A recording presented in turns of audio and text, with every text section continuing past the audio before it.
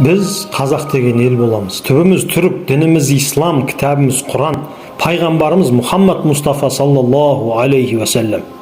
Бала күнімізде аталарымыз, әкелеріміз Құдай-ау құлым де, пайғамбар үмметім де, төрт шадияр достым де, Алла, жан берсең исламмен бер, жанымды алсаң иманыммен ал дейтін.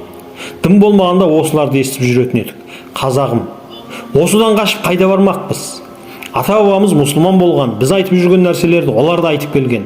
Ал біз болсақ әлі күнге дейін қасарысып, мен қазақпын дейміз.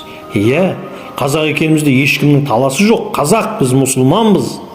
Мына дамыған заманда шариғатымызды таныдық, білдік, үйрендік. Сонда да қасарысып, 2 жылдан кейін оқимын. 60 жасқа келгенде, әлі үлгеремін. Қайтып үлгересің.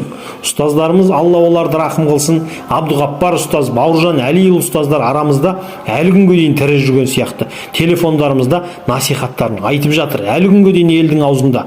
Өйткені олар шындықты айтқан.